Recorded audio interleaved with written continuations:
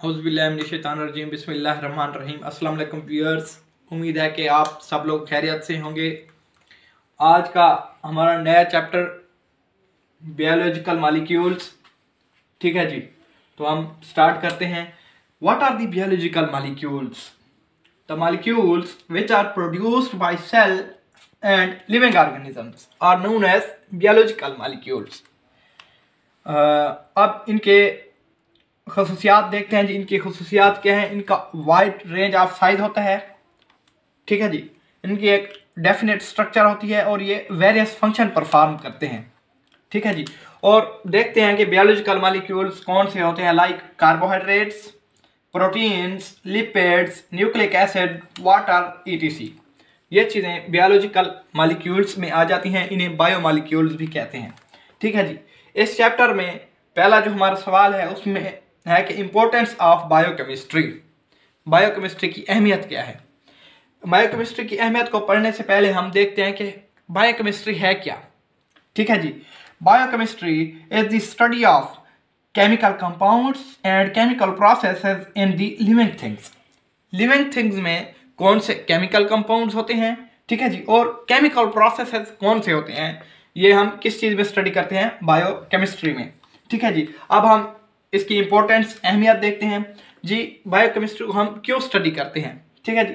इसमें सबसे पहले है कि structure of organisms has the chemical organisation, ठीक है जी। जो ऑर्गेनिज्म के स्ट्रक्चर है उसमें एक केमिकल ऑर्गेनाइजेशन पाई जाती है, ठीक है जी। उसके बाद ये क्यों जरूरी है जी? Necessary for understanding the anatomy and physiology. Biochemistry anatomy and physiology को समझने के लिए बहुत ज़रूरी है, ठीक है जी। एनाटॉमी मैं आपको बता गया हूँ, ठीक है जी। Study of internal structure and physiology related है फंक्शनैलिटी से, कि बॉडी पार्ट्स किस तरह फंक्शन परफॉर्म करते हैं, ठीक है जी।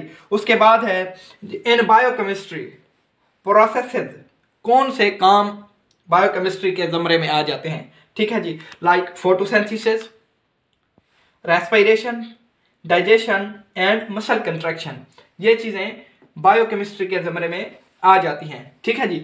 इसलिए basic of biochemistry is essential. क्यों इसेंशियल है? इन सब चीज़ों को समझने के लिए बायोकेमिस्ट्री की बेस को समझना बहुत ज़रूरी है, ठीक है जी। उसके बाद दूसरे नंबर पर है chemical composition of the organism. Biochemistry की वजह से हमें केमिकल कंपोजिशन ऑफ ऑर्गेनिज्म का पता चलता है, ठीक है जी। मोस्टली दो तरह के कंपाउंड्स पाए जाते हैं, ठीक है जी। ऑर्गेनिक कंपाउंड्स और inorganic compounds. Chemical composition of organisms में केमिकल कंपाउंड्स कौन से होते हैं जी? ऑर्गेनिक कंपाउंड्स और इनऑर्गेनिक कंपाउंड्स। ऑर्गेनिक कंपाउंड्स मसलन carbohydrates, proteins, lipids, nucleic acids जिसमें डीएनए और आरएनए। ऑर्गेनिक कंपाउंड्स होते क्या हैं, ठीक है जी? ऐसे कंपाउंड्स जिनमें कार्बन और हाइड्रोजन का बॉन्ड पाया जाता है। कार्बन और हाइड्रोजन का बॉन्ड पाया जाता है, वो कौन से कंपाउंड होते हैं? ऑर्गेनिक कंपाउंड्स, ठीक है जी।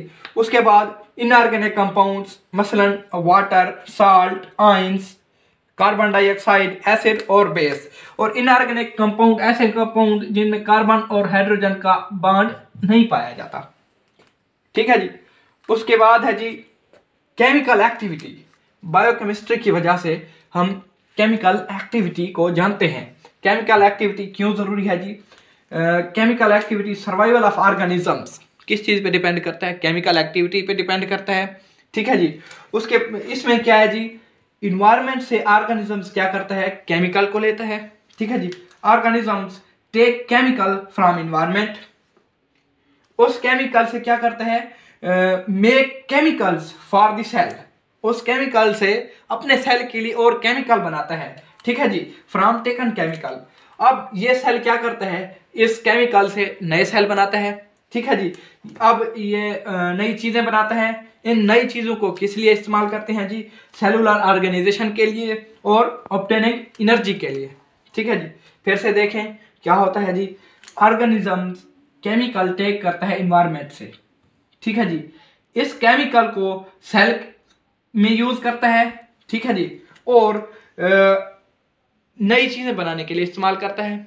वो नई चीजें किस लिए इस्तेमाल होती हैं जी? सेलुलर ऑर्गेनाइजेशन के लिए और ऑब्टेनिंग एनर्जी के लिए इस्तेमाल होती हैं। ठीक है जी।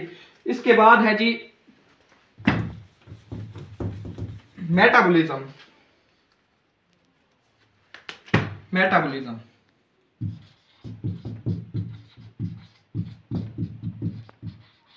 Metabolism ji, all reactions taking part in the living things are collectively known as metabolisms. All chemical reactions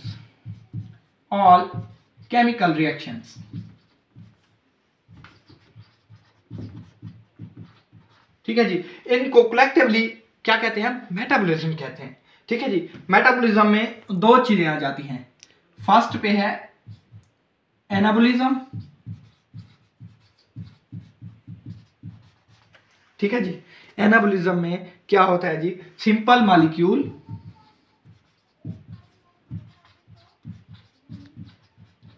मिलके कॉम्प्लेक्स मॉलिक्यूल बनाते हैं।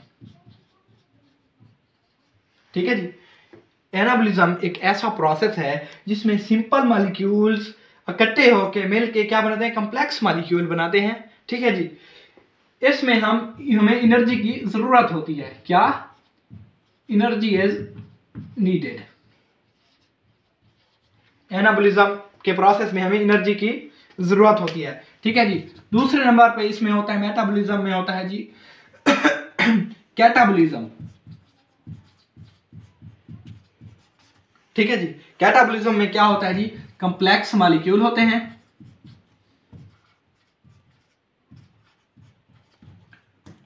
जिनको सिंपल मॉलिक्यूल्स में तोड़ा जाता है।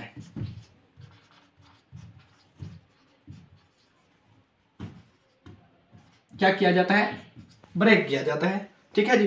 कैटाबॉलिज्म एक ऐसा प्रोसेस है जिसमें कॉम्प्लेक्स मॉलिक्यूल्स को ब्रेक किया जाता है सिंपल मॉलिक्यूल्स में। ठीक है जी। इस प्रोसेस में एनर्जी क्या होती है? रिलीज होती है। Energy is released. ठीक है जी। उसके बाद है इंटरकन्वर्जन ऑफ मॉलिक्यूल्स। इंटरकन्वर्जन